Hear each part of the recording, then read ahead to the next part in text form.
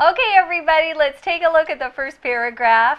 You know what happens when December 31st turns into January 1st, right? First of all, that clock has to strike midnight. And when that happens, the new year and a new day, of course, have arrived. Now, when the clock strikes midnight, it simply means that's when the big hand, or the big hand of the clock actually hits that 12. So it strikes midnight. Now, in times long ago, most clocks would make a noise every hour, perhaps, to let people know what time it was. So it really did make a sound. It struck midnight. So it would hit this big bell and you'd hear bong, bong. Like some little hammer or something strikes a bell, it hits the bell and it goes ding, ding, ding. And of course, if it's midnight, that means it's 12 o'clock midnight, right? 12 o'clock a.m., okay, that's midnight. Yeah. And that's when the clock strikes 12, so you'll hear 12 chimes or 12 bells from the clock, and that means it's midnight. But of course, this is a special midnight because it's New Year's Day. It marks the beginning of New Year's Day, and of course, there will be dancing and singing in the streets all over the world. That's right. And you'll also see a lot of fireworks.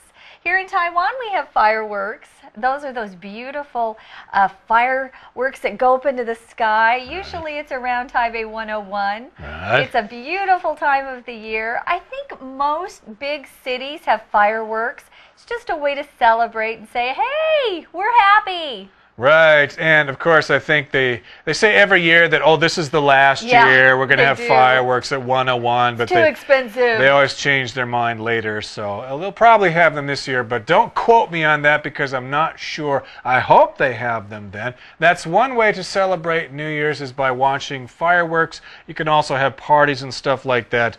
And for many people, New Year is seen as a chance for a fresh start. So maybe you screwed up the past year, you lost your job, or you didn't go to university like you were supposed to, or you got divorced or something. So you're probably thinking, I just want to forget about that year 2009. It was just so terrible. So this is a new year. It will give me a chance to have a fresh, brand new start. Yeah, a phrase we often use to talk about getting a fresh start is when someone turns over a new leaf. So if you turn over a new leaf, it means you get a chance to start all over again. And you can kind of forget the mistakes you made in the past.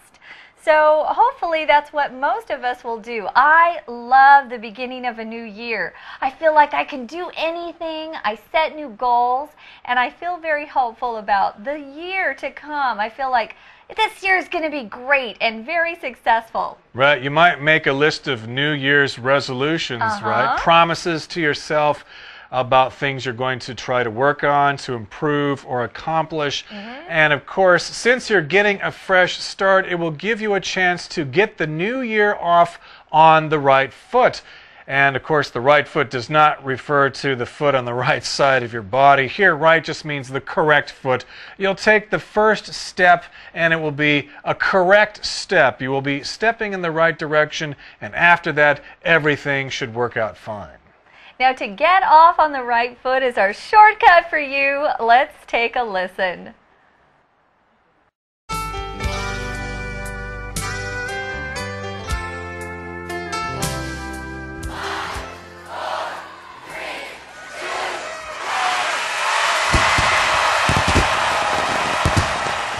Shortcut for you.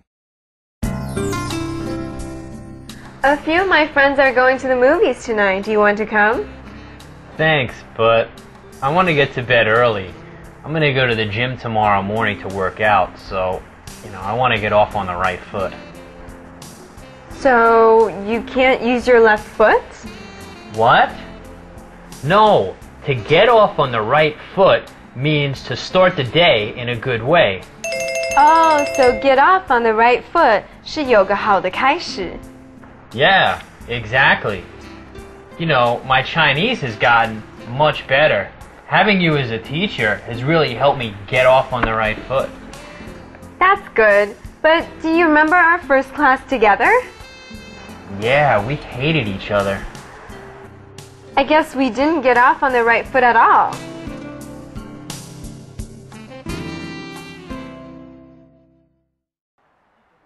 So we certainly hope that all of you get the new year off to a good start this year.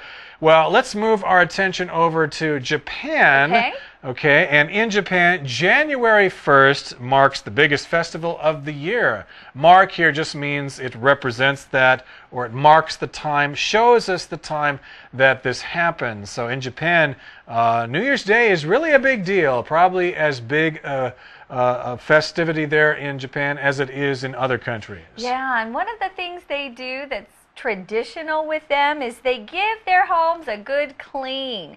So they get in there and they clean really well. Maybe they scrub their windows, they sweep the floor, they wash everything really well. And what they want to do is sweep their past troubles away. When you sweep, you use something called a broom, right? And you want to clean the floor. Well, you'll sweep with that broom. But to sweep your past troubles away means you just get rid of them. They're not there anymore, and you can have a fresh start. Now, they also decorate their doors there with pine and bamboo to welcome good luck into the house. So if you have some pine on the door that's like the leaf from a pine tree, it's a pine tree is basically a Christmas tree, right? It's kind of triangular shaped and the leaves are kind of sharp. So they'll put some pine leaves on their door. They'll also put some bamboo there. These are traditional plants in Asia, and that will welcome luck into the house. Come on in, luck. You're welcome here. That's a nice thing that they do. Now, you can also pay a visit to the local shrine to pray for good luck. This is also considered a must. If something's a must, it's something you really should do. You can't not do it. You must do it. It's very important to you. A shrine is another word for temple. So they go to their particular temples and they pray. Kind of what we do here in Taiwan. If you believe in Buddhism and Taoism, you go to the temple. Well, that's where they go to their local shrine, a shrine that's located right there in their neighborhood, and they say a special prayer for the upcoming year, and that's something they all do. It's considered a must. And people in Japan, of course, will enjoy a wonderful year this year if they do that. Okay, everybody, it's time now to listen to our Chinese teacher, and then we'll be right back.